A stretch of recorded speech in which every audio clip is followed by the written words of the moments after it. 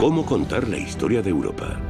Un continente de numerosas fronteras redibujadas en múltiples ocasiones y asombrosas civilizaciones que dieron forma a la historia del mundo. Una amalgama de diversidad de ideas, tradiciones y culturas ancestrales y unos cementerios con innumerables historias que contar. Echemos un vistazo atrás en el tiempo y examinemos más de 2500 años de historia. ¿Qué fue? ¿Qué sigue siendo? ¿Y qué le depara el futuro? Europa nunca ha estado unida. Es un continente de conflictos y cooperación. Su diversidad la ha hecho fuerte.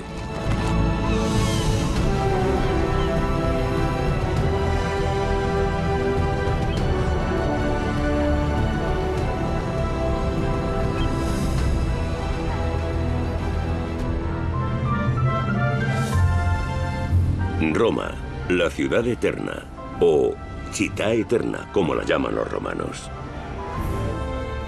Durante casi un milenio, el Imperio Romano controló Europa. Su patrimonio sigue presente, pero no solo como telón de fondo para los turistas. El Imperio Romano nos dejó mucho más que unas espléndidas ruinas. Tras la caída del Imperio Romano de Occidente, el legado religioso de Roma perdura en Irlanda. La isla Esmeralda se salvó de las invasiones bárbaras que asolaron el continente entre los siglos IV y VI.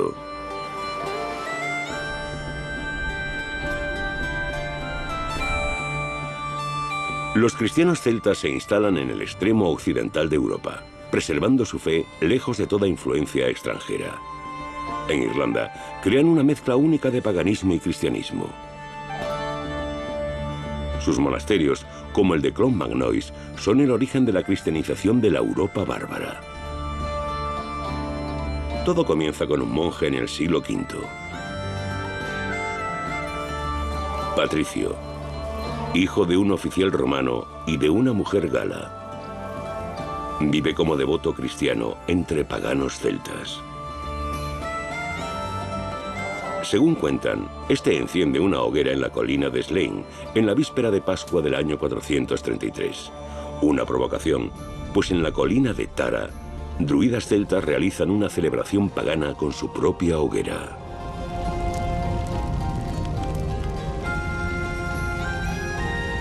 Pero el fuego de Patricio es más imponente y duradero, como su fe. Y a día de hoy, encontramos fuegos de Pascua en muchos puntos de Europa. Patricio se ha convertido en el santo patrón de Irlanda y es celebrado cada 17 de marzo. Todo se tiñe de verde, y no solo en la isla Esmeralda.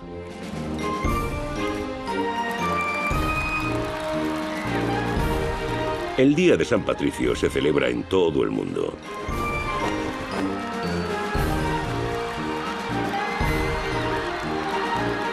Hay tréboles por doquier, pues se dice que Patricio los usó como símbolo para explicar la Trinidad.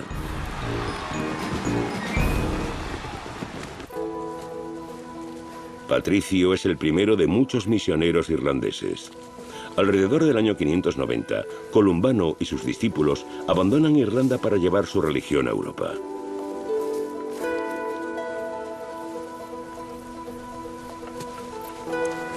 El báculo pastoral, símbolo también de los peregrinos, se convierte en su seña de identidad. La peregrinatio pro Cristo, o peregrinación por Cristo, es un gran sacrificio para los irlandeses, muy apegados a su tierra. Estos monjes extendieron su fe a Francia, Italia, España, Islandia e incluso las Islas Feroe. Antes de que los europeos empiecen a convertir el mundo, son convertidos ellos mismos. La peregrinación de Columbano concluye en los Vosgos, en el este de Francia. Aquí, en Luxeuil, funda un monasterio que se transforma en el punto de partida de la conversión continental al cristianismo. Columbano añade un nuevo ingrediente a la herencia católica romana: la confesión privada. Todo cristiano debe confesar sus pecados y arrepentirse. Para Dios, todos somos iguales. Incluso los reyes y los obispos deben justificarse ante Dios. Una idea revolucionaria que no se implementa hasta mucho después.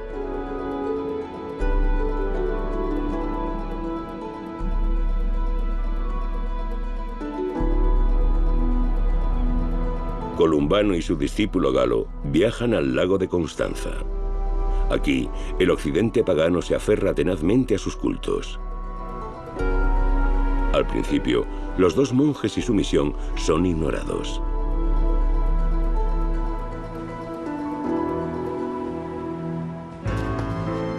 La herencia cristiana de muchos europeos en la actualidad no es aceptada entonces.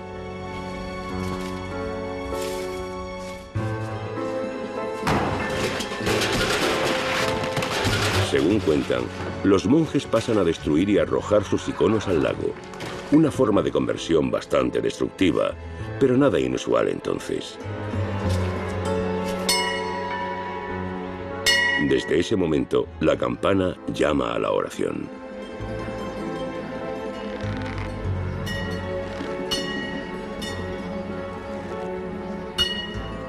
Al principio, los paganos reaccionan descontentos ante el estruendoso credo de los irlandeses.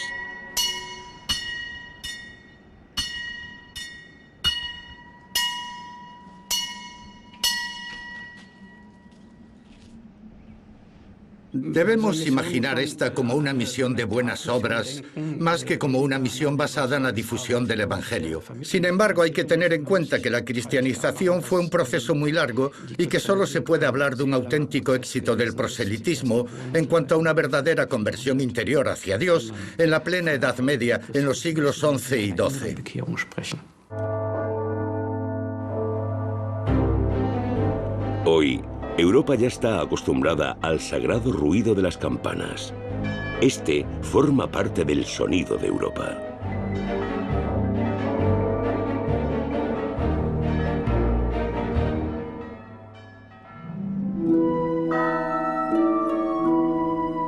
Las iglesias y monasterios dominan el paisaje europeo, como la Abadía de San Galo, fundada en el siglo VIII sobre la tumba de Galo.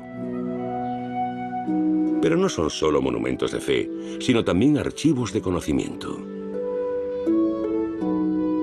La biblioteca de la Abadía de San Galo es una de las más antiguas del mundo. Desde principios de la Edad Media, los monjes han atesorado textos, libros y obras de autores antiguos. Aquí, el patrimonio romano sobrevivió a la conmoción de las invasiones bárbaras. Casi todos los países europeos cuentan con su propio apóstol o santo patrón. San Martín en Francia. Bonifacio en Alemania. Metodio y Cirilo en Rusia. Willibrord en Inglaterra. Todos impulsaron el cristianismo en sus países. Las iglesias y monasterios se han convertido en puntos centrales de la civilización europea.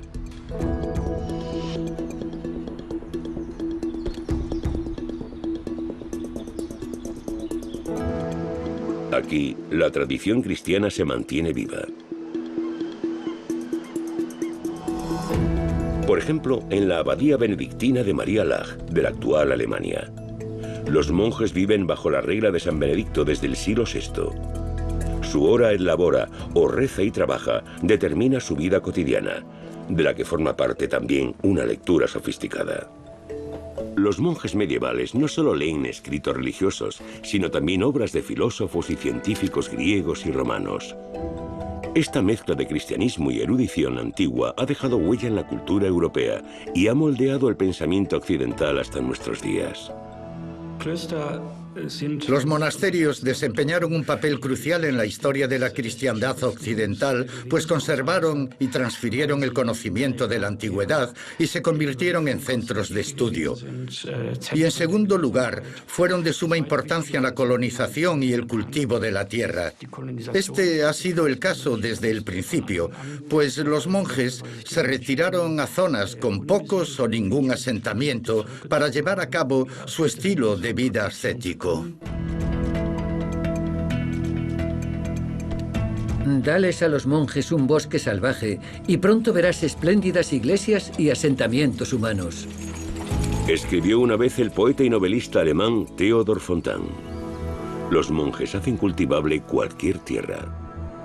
Y así se crea el típico paisaje europeo de prados, campos y bosques. El cristianismo se convierte en el pegamento que mantiene unidas las distintas culturas de Europa. En el siglo VIII, un gobernante germano intenta también restablecer la antigua visión imperial de los romanos. Carlomagno. Incluso en vida ya lo llamaban el padre de Europa. El rey de los francos establece el occidente medieval con grandes ideas y su espada. Cada victoria aumenta el radio de su reino. Carlomagno crea un imperio que se extiende desde el Mar del Norte hasta el centro de Italia, desde los Pirineos hasta el río Elba. Francia, Alemania y los países del Benelux, estados centrales de la Unión Europea moderna, emergerán más tarde de su imperio. Carlomagno unifica Europa por la fuerza. Un cronista escribió: Carlomagno se enfureció tanto que su cordura ha de ser puesta en duda. Al igual que los romanos, construye su imperio a base de guerras y conquistas. Durante 20 años combate contra los rebeldes sajones. Quiere forzar a los infieles a convertirse al cristianismo. Miles de sajones mueren en el que podría considerarse el primer asesinato en masa en nombre del poder y la fe.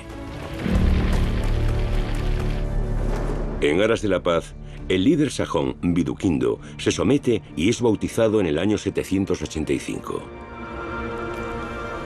Carlomagno ha alcanzado su objetivo, un solo imperio y una sola fe, su ideal de una Europa cristiana. Carlomagno no es solo el rey de los francos. Carlomagno es un emperador, y su comprensión del término se deriva exactamente de la comprensión romana del mismo. Considera que Dios le ha concedido un poder supremo por alguna razón. No es algo fortuito, sino la elección de Dios para gobernar toda Europa occidental y difundir el cristianismo. Carlomagno hace de Aquisgrán el centro de su imperio, una segunda Roma. El mensaje para el imperio bizantino en el este es claro. Hay un nuevo imperio cristiano en Occidente que reclama también la herencia romana.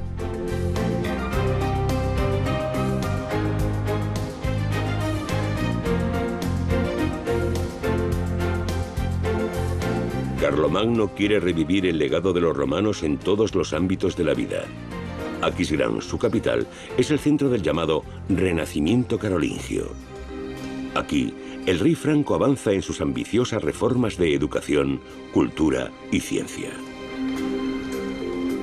Es el comienzo de un renacimiento cultural de Europa.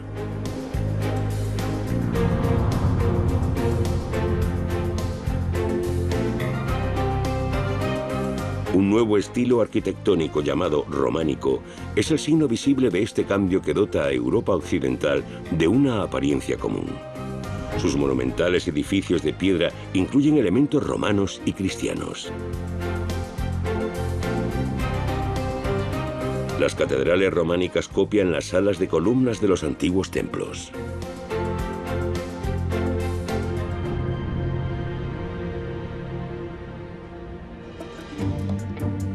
Como todo en su imperio, debe ser estandarizado. El latín se convierte en la lengua oficial. Pero en el siglo X, los dialectos regionales comienzan a convertirse en varias lenguas romances: el francés, el italiano y el español.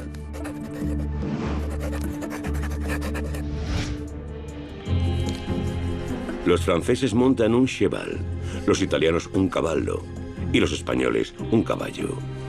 Pero todos derivan de la palabra latina cavallus.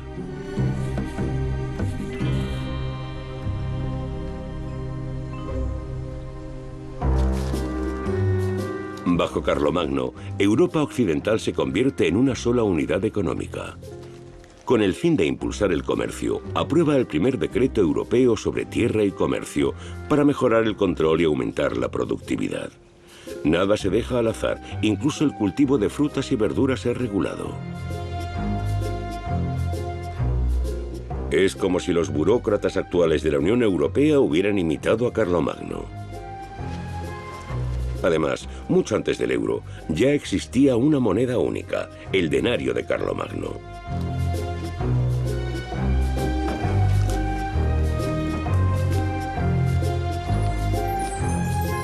Esta es una de las razones por las que los padres fundadores de la Unión Europea idolatraron a Carlomagno como padre de Europa, a pesar de su crueldad. Incluso nombraron un premio en su honor, el Premio Carlomagno. Durante más de 50 años se ha concedido a personas que han prestado un servicio sobresaliente a Europa.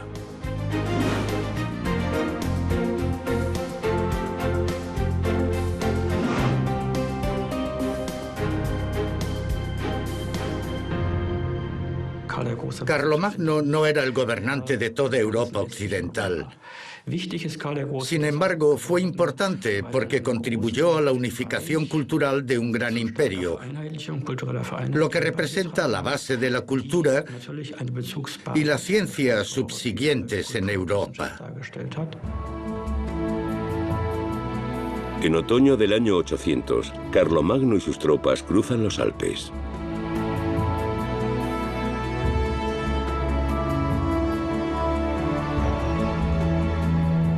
Busca restaurar por fin el Imperio Romano de Occidente bajo su gobierno.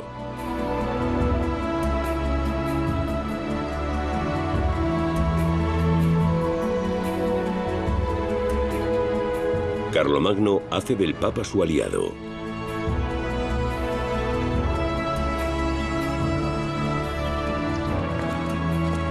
El día de Navidad del año 800, el gobernante franco recibe la corona imperial. Carlomagno funda un imperio medieval que pronto superará al imperio bizantino en el este. Por primera vez, el poder en Europa se desplaza desde el Mediterráneo hacia el oeste.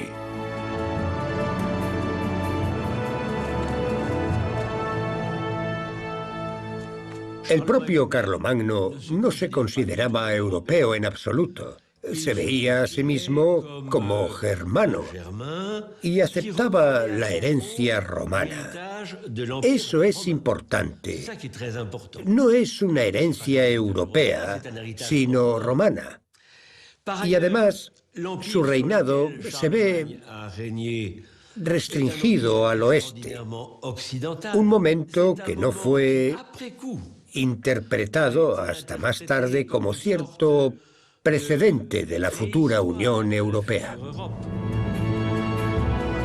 La Europa moderna tiene numerosos padres y madres, pero Carlomagno personifica esa mezcla única que constituye la cultura europea: lo romano, lo cristiano y lo germánico. Es la base del actual Occidente.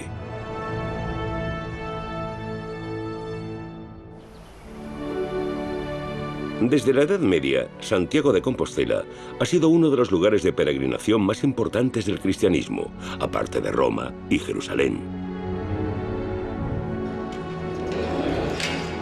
Contemplar al Botafumeiro, el famoso incensario, balancearse a través de la catedral, es un momento culminante para los peregrinos de entonces y de ahora.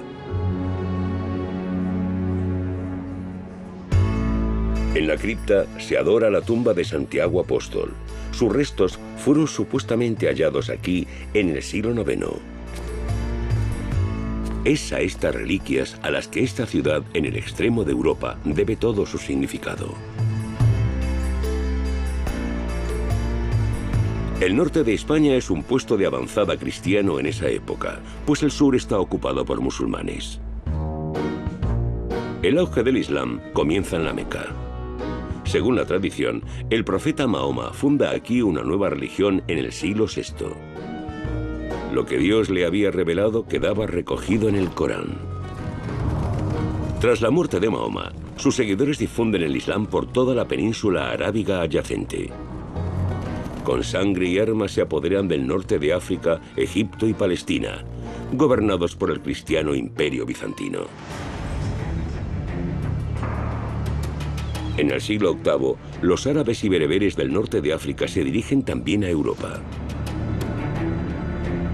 Por el estrecho de Gibraltar, cruzan hacia el continente.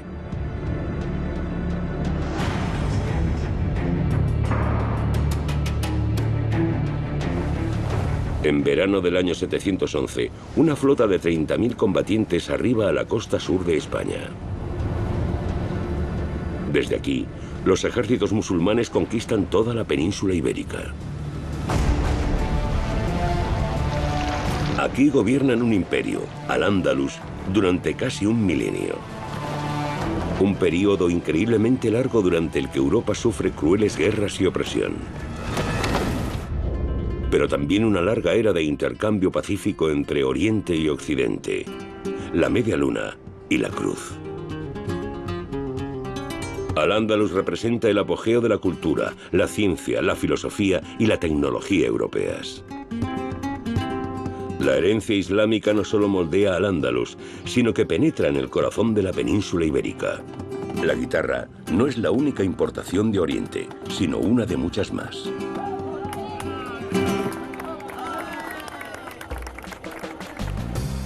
Córdoba supera a todas las ciudades europeas con su esplendor, su tamaño y sus comodidades para 500.000 de personas. Hospitales, bibliotecas, baños y uno de los lugares de culto más grandes del mundo, su mezquita. Pero no es una simple mezquita. Bajo sus arcadas, eruditos intercambian puntos de vista y filósofos debaten la relación entre la fe y la razón. Al-Ándalus está muy adelantada a su tiempo. Este gran edificio de columnas simboliza una era de tolerancia.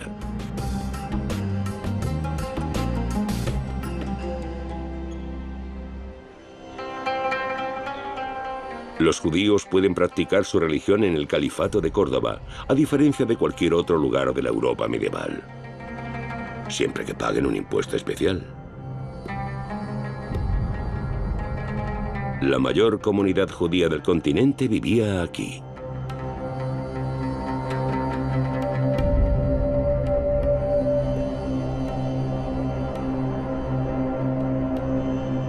Bueno, Al-Ándalus está muy por debajo de lo que hoy día consideramos una adecuada tolerancia y un respeto verdadero por los derechos humanos, pero estaba muy por encima de lo que en aquella época había en cualquier otra parte de Europa. El Islam ve a cristianos y judíos como gente del libro y, por tanto, las considera dhimis, personas protegidas. Las tres religiones se fundamentan en revelaciones divinas.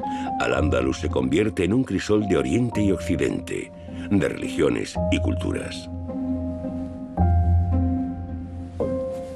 Judíos, cristianos y musulmanes trabajan juntos en un proyecto sin precedentes.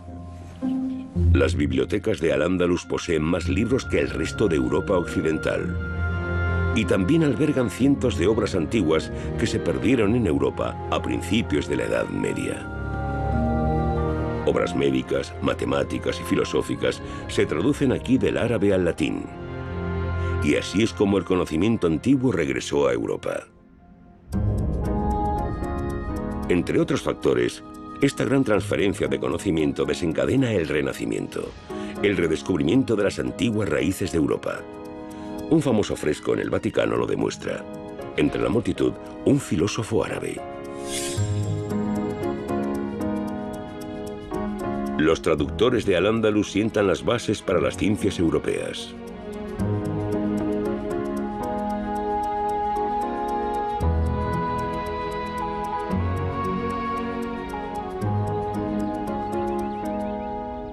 El término ciencia árabe en este periodo es muy importante. Nótese que no la llamamos la ciencia de los árabes, pues muchos de estos eruditos no eran árabes, sino que venían de distintas partes del imperio. Muchos, por ejemplo, eran persas, y tampoco nos referimos a ella como ciencia islámica, pues bastantes de esos eruditos no eran musulmanes, sino cristianos, judíos, etc. Por tanto, no importa qué religión practicaban estos eruditos o de qué parte del imperio provenían, pues lo que los unía era la lengua franca del imperio en esa época. El árabe era la lengua oficial. Era el idioma del libro sagrado, el Corán, y por ende todo el que quisiera prosperar en la ciencia y la erudición tenía que escribir en árabe. Igual que ahora la lengua de la ciencia internacional es el inglés. Gran parte de lo que los eruditos islámicos han creado, copiado o perfeccionado llega al mundo occidental a través de España. El papel, los instrumentos quirúrgicos y los dispositivos de navegación, como el astrolabio y el compás. Sin ellos, las posteriores expediciones de los europeos no habrían sido posibles.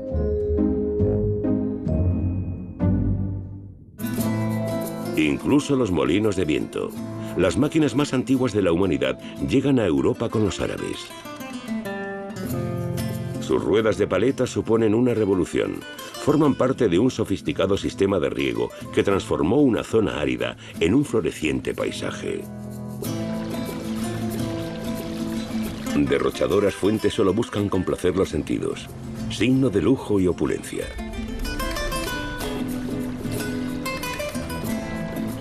Sus majestuosos jardines imitan el paraíso. Aquí crecen albaricoques, dátiles y naranjas, importaciones exóticas que cautivaron los paladares europeos. Y otro legado árabe, si bien no tan bello, son las plantaciones de fruta, las huertas. En el siglo XI, Al-Ándalus y la Media Luna va menguando con el avance de la reconquista cristiana de la península ibérica. En 1492 cae el último bastión islámico, Granada. Ambas partes consideran la batalla una guerra santa. La era de la tolerancia termina y la cruz reemplaza a la Media Luna. Los cristianos españoles reforman Al-Ándalus y su religión se vuelve predominante. Las iglesias se erigen sobre las ruinas de las mezquitas, pero en Córdoba la reconquista surte un extraño efecto.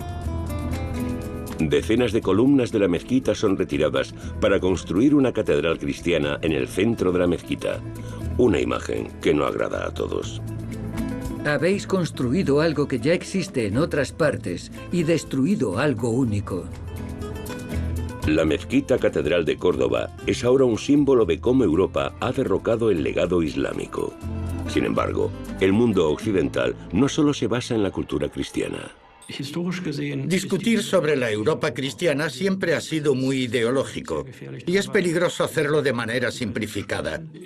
Siempre ha habido grandes comunidades musulmanas en el cristianismo occidental, primero en España y Sicilia desde los siglos VII y VIII y en los Balcanes desde el siglo XIV. Europa siempre ha contado con comunidades de la diáspora judía, así que no podemos referirnos a ella como un área cristiana cerrada. El estrecho de Gibraltar. En su punto más angosto, ideas y bienes se intercambiaron una vez. Hoy en día es la frontera sur de la Europa fortificada. Los musulmanes radicales todavía consideran a Andalucía parte del Islam. En 1997, el rey de Arabia Saudí financió una mezquita en Gibraltar, un recordatorio de su pasado islámico, considerado una provocación por algunos cristianos. Hoy viven en la Unión Europea unos 13 millones de musulmanes. Constituyen el 6% de su población y son, en su mayoría, inmigrantes. Sin embargo, la cuestión de si las mezquitas y el Islam tienen cabida en Europa divide a muchos europeos.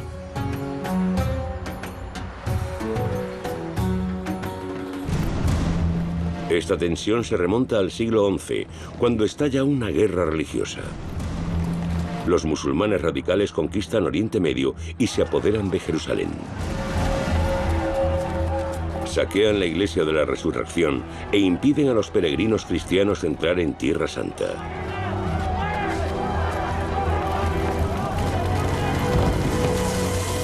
Los cristianos de Oriente piden ayuda a sus hermanos de Occidente. En 1095, en un sínodo en Francia, el Papa Urbano II llama a una cruzada contra los musulmanes.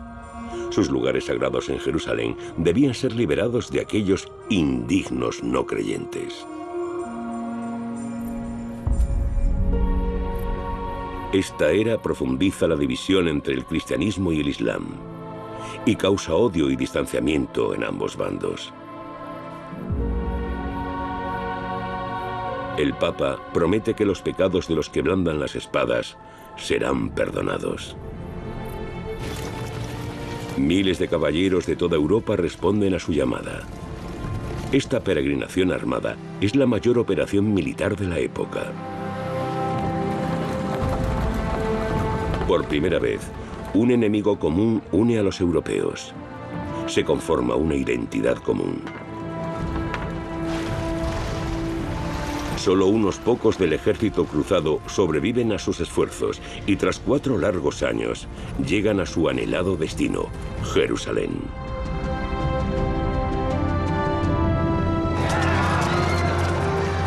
La captura de la Ciudad Santa acaba en un baño de sangre.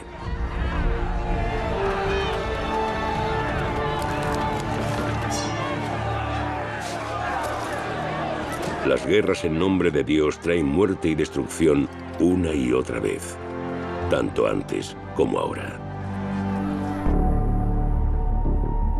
Jerusalén muestra las raíces comunes de las 3 religiones monoteístas del mundo como ningún otro lugar. Junto al Muro de las Lamentaciones se asienta el Domo de la Roca musulmán, mientras que la Iglesia de la Resurrección es sagrada para los cristianos. Durante las cruzadas, la ciudad es disputada durante 200 años. Un conflicto que no ha sido olvidado y que sigue configurando la relación entre cristianos y musulmanes. El 11 de septiembre de 2001, el atentado terrorista en Nueva York se convierte en distintivo de la Guerra Santa de los musulmanes radicales contra Occidente. La violencia genera más violencia. El estereotipo del viejo enemigo está en auge. El terrorismo islámico ha llegado a Europa. La espiral de odio sigue girando y conduce a más muertes.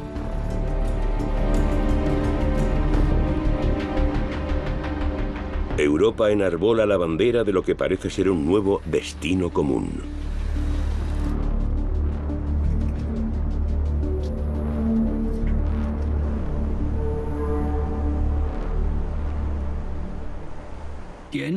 Recordar las cruzadas, tanto en el mundo musulmán como en el occidental, volvió a ser habitual en el siglo XX, como hizo particularmente George W. Bush en su discurso para justificar la guerra de Irak.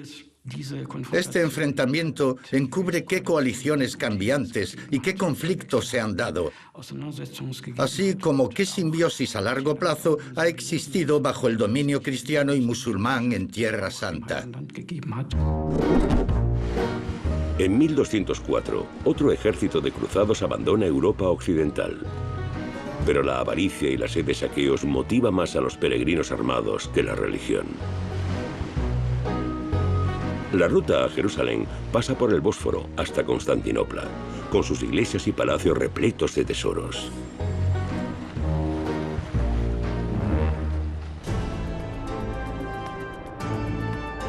Los cruzados se detienen en la metrópolis bizantina. Durante siglos, sus imponentes murallas han desafiado los ataques. Pero un traidor abre en secreto la puerta a los cruzados. Los guerreros religiosos saquean iglesias y palacios y se produce una masacre. Según relataron, arrancaron a los niños de los brazos de sus madres y violaron a las vírgenes sin temor a Dios. Estas son las cosas que las tropas occidentales hicieron al pueblo elegido de Cristo. los cruzados cometen atroces crímenes contra otros cristianos. Las cruzadas no solo habían dividido a musulmanes y cristianos, sino al propio cristianismo.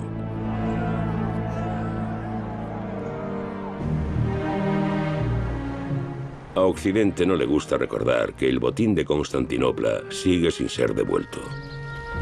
Muchos de los tesoros terminan en Venecia, que financió la cruzada. Las deslumbrantes reliquias de oro y plata de la Basílica de San Marcos son ahora una atracción turística. Todo es arte saqueado de Bizancio. La alienación de los cristianos en Oriente y Occidente comienza en 1054.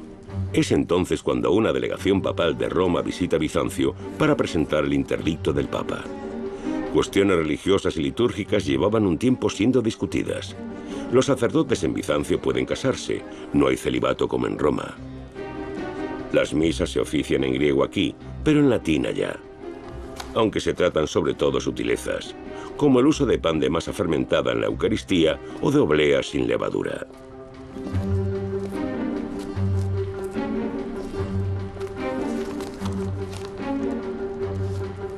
Finalmente, el patriarca de Constantinopla y el Papa romano en Roma se excomulgan mutuamente.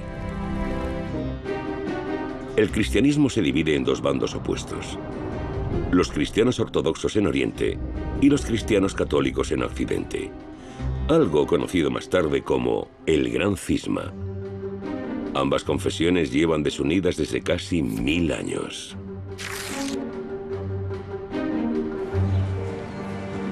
En 2016 se produce un primer acercamiento.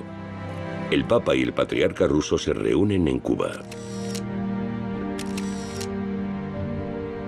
Un beso en la mejilla como signo de reconciliación. La confesión ortodoxa, la fe cristiana de Bizancio, perdura actualmente en Grecia y en numerosos países eslavos. Tras la caída de Bizancio, los gobernantes rusos reclaman la herencia del cristianismo oriental y se autodenominan zares, título derivado de César. Se consideran líderes de los cristianos ortodoxos. Vladimir Putin busca retomar esta idea con el apoyo de patriarcas ortodoxos rusos.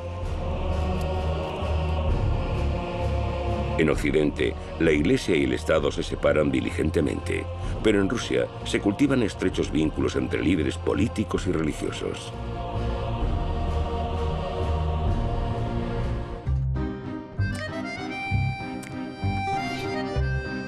En el siglo XIV, otro gran cisma divide al occidente cristiano, cuando el Papa en Roma es confrontado por dos antipapas, en Aviñón y Bolonia.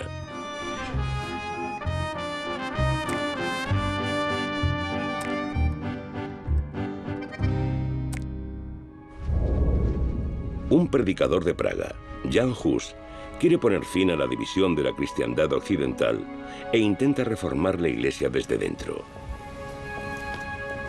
El profesor de teología quiere llevar a la Iglesia a sus orígenes.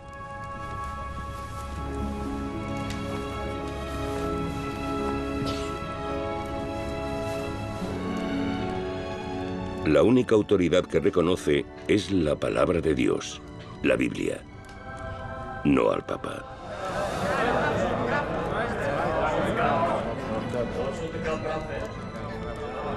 Hus denuncia a la Iglesia del Papa, especialmente su especulación con la fe. La Iglesia capitaliza el miedo de la gente a la muerte. Por dinero, promete a los creyentes un lugar en el cielo. Un negocio brillante, sobre todo en tiempos de crisis. La lucha se intensifica.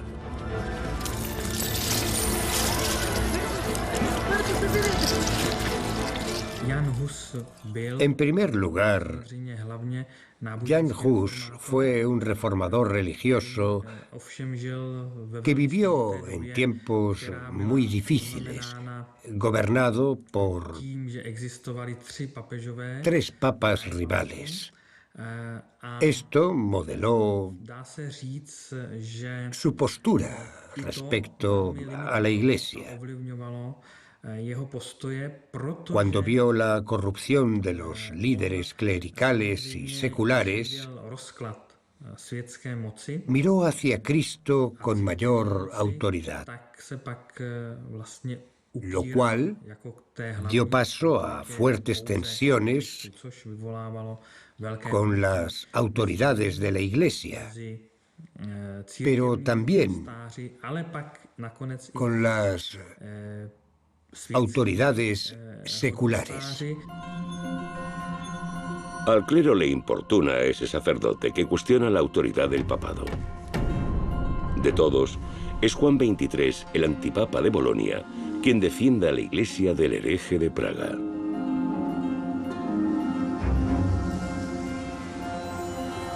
Hus es excomulgado.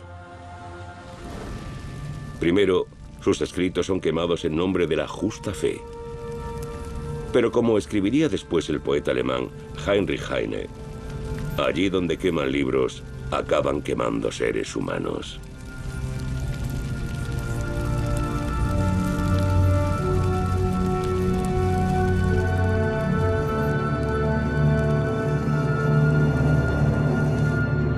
En Constanza, Segismundo, emperador del Sacro Imperio Romano, trata de mediar. En 1414 llama a representantes de la Iglesia a un concilio en la Catedral de Constanza. El emperador se ve a sí mismo como defensor de la Iglesia Católica Romana. Pretende acabar con la división del cristianismo de Europa Occidental y lograr que el hereje Jan Hus se arrepienta. Hus acude a Constanza. Le han prometido un salvoconducto. El reformista está convencido de que la verdad prevalecerá, como dice la Biblia.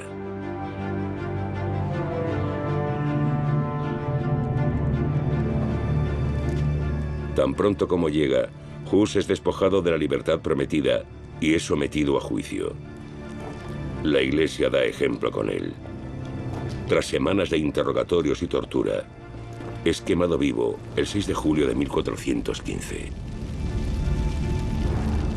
En la Baja Edad Media, los que cuestionan a los poderosos acaban ardiendo en la hoguera. No dejan recuerdo alguno de Jan Hus, ni tumba ni monumentos. Sus cenizas son vertidas al Rin. Nada debía quedar para el recuerdo. Pero sus ideas no pueden matarlas. Otros reformistas como Lutero, Calvino y Zuinglio le seguirán. Unos 100 años más tarde, lograrán la reforma de la Iglesia en Europa Occidental.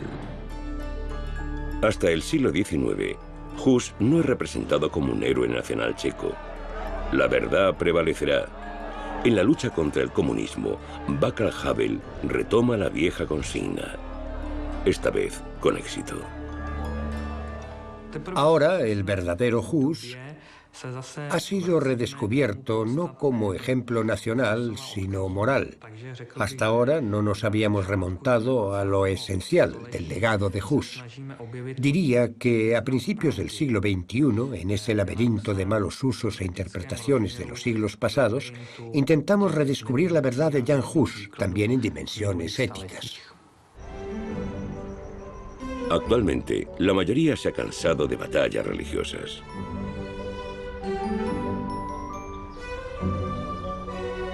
Pero el camino hacia una coexistencia pacífica de todas las religiones es largo.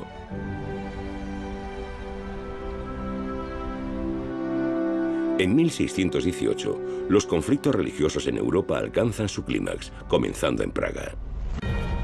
Los protestantes arrojan a los católicos desde una ventana del castillo de Praga. La defenestración de Praga conduce a la guerra religiosa más sangrienta de la historia europea, la Guerra de los 30 años. El emperador católico de Alemania sigue soñando con un occidente cristiano unido, ansía restaurar el viejo orden. Una sola fe, un solo dirigente y un solo reino. Sus vecinos están alarmados. Dinamarca, Suecia y Francia se unen contra el dominio alemán. Él lucha al frente de la batalla. Gustavo Adolfo, rey protestante de Suecia. En la Guerra de los 30 años, se convierte en la figura principal de los cristianos reformadores. El sueco cree también en la unidad del occidente cristiano, pero bajo su gobierno. Desea ser el primer emperador protestante de Europa.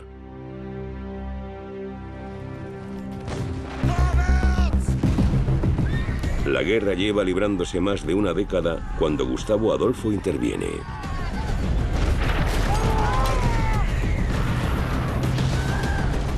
Ninguno de los bandos es capaz de ganar la guerra, ni los católicos ni los protestantes.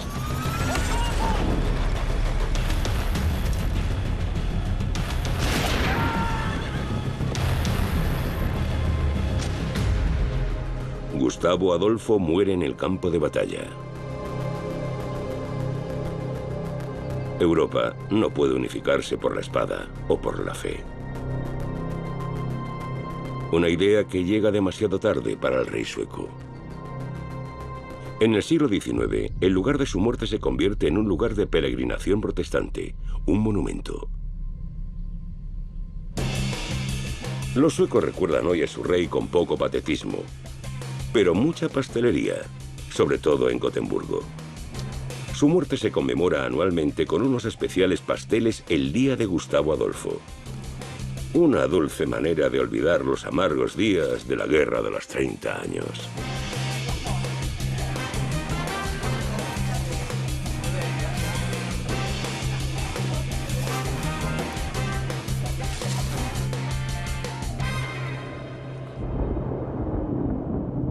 Pero se abren nuevos frentes de la vieja guerra.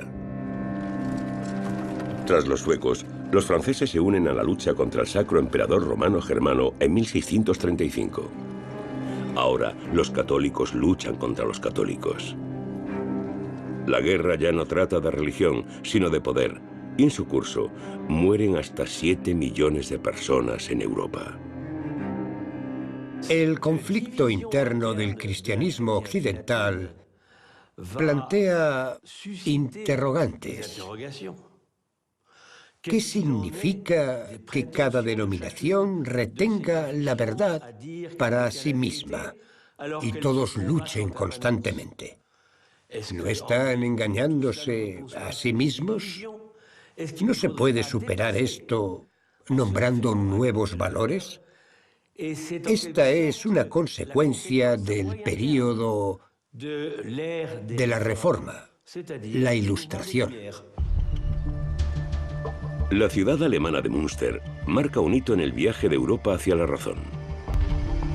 En la provincia de Westfalia se escribe la historia del mundo. Las partes en conflicto se reúnen aquí para encontrar una salida a la situación de bloqueo.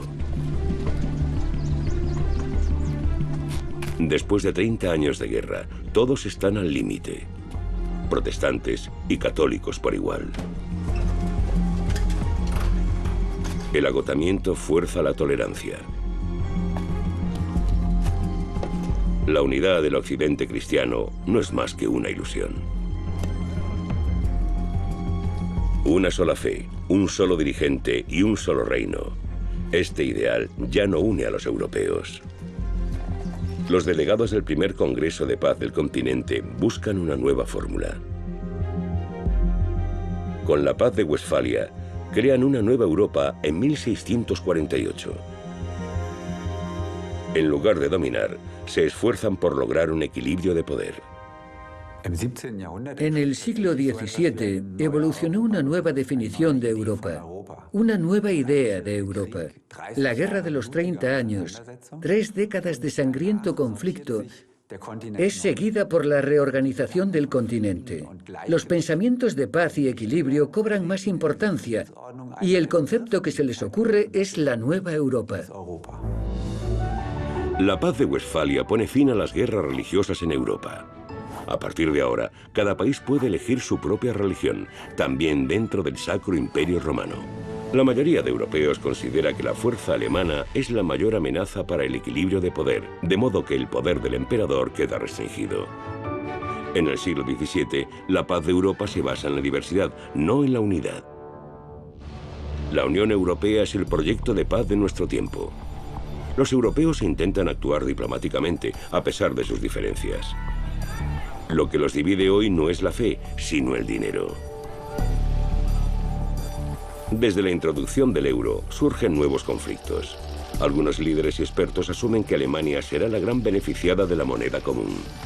¿Es el dominio económico alemán la nueva amenaza para el equilibrio de poder europeo?